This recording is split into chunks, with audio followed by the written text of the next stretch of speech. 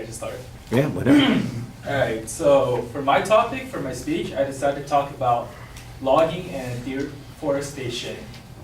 Logging and deforestation is an extremely harmful practice that often goes overlooked in our society. Like, most people don't think about the long-term effects that extreme logging has on our planet.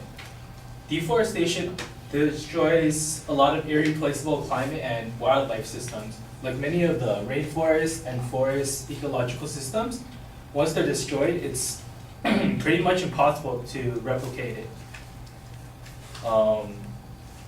Logging and deforestation is a big part of environmental destruction that's going overlooked for a really long time now.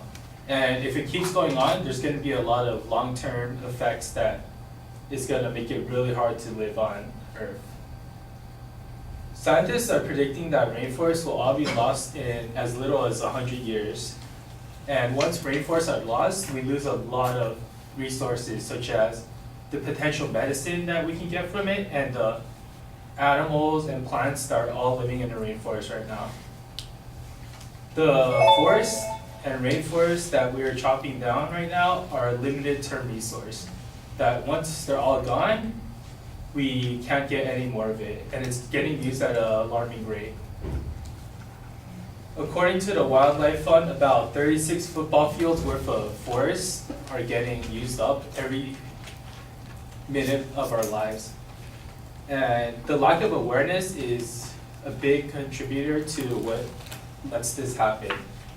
Like, a lot of people don't think about the long-term effects because they won't really affect any of us in our lifetime, but in the next 80 to 100 years, if this continues to go on, then Earth won't be habitable by anything, like right now, like humans.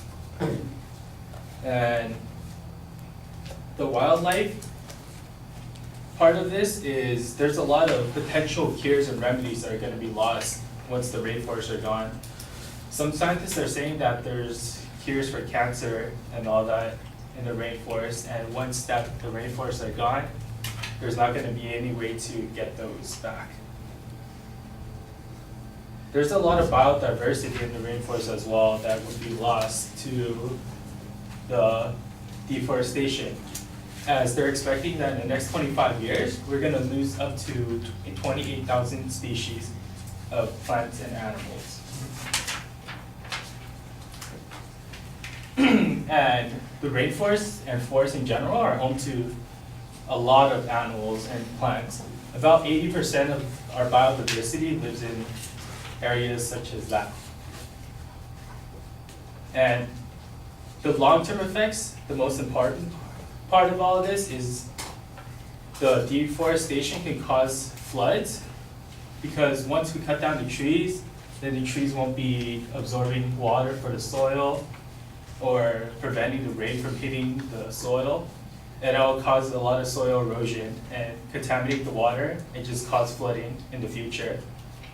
And it's also a big contributor to global warming, because once we cut down all the trees, they release all the carbon they were storing into the air, and they're not going to absorb any more carbon. And once we get to a certain limit, it's going to really affect us in the future. And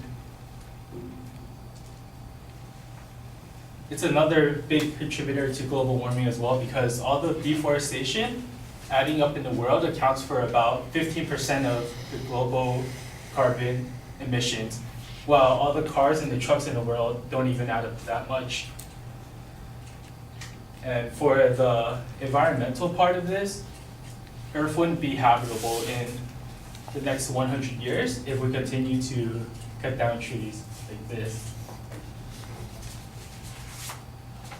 So yeah.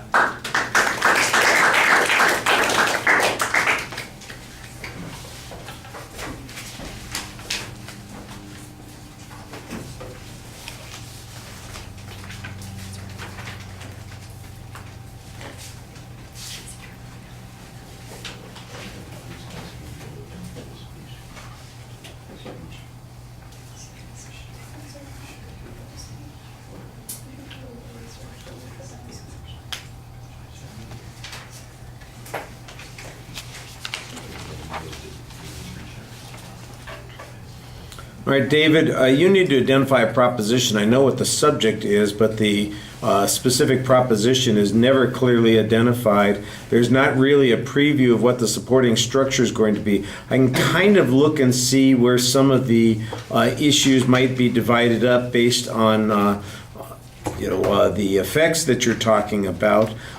We've got medicine, we've got global warming, and I guess biodiversity. Those seem to be the supporting structure, but I'm kind of imposing that it really is just random information that's being strung together, and I think you need to have a much stronger way in which this information is building toward a particular conclusion. The source citations are nearly non-existent. We've got one source that you cite early on, that was pretty good, and then there's one other source that gets cited. The rest of the time, it's referred to, some scientists say, scientists believe, it's believed, that's kind of thing. And I don't really think that you're enhancing the credibility of your argument by being so ambiguous about the data. Now, there's some statistical information in the presentation that should not be hard to cite. I know that I shouldn't say I know, I feel pretty confident that you didn't just invent it whole cloth, that you found it someplace, so why it's not being attributed is not clear to me. The issue of whether or not there's a controversy on this also needs to be developed. There's probably not a lot of dispute on some questions about what the negative consequences of deforestation are going to be. I think you need to have a stronger argument that suggests that deforestation is either out of control, that there aren't adequate limitations, that you mentioned early on that you thought it was a neglected problem. To me, that's where the controversy is, not so much that we're going to lose some biodiversity, although there's some argument there that might also be worth mentioning, but that we're not doing anything about it, or no actions are being taken, or people are not aware and concerned about that. That seems to be the presupposition of, and where your argument ought to be developed, and it doesn't really go there. It's, like I said, there's some information on random environmental issues. I guess we're all screwed is what you're saying, in 100 years we're dead. Well, okay. That's a pretty big and bold prediction to be making with the kind of information that you're providing, and I think you need to make a stronger argument if that is in fact the case. All right, thank you.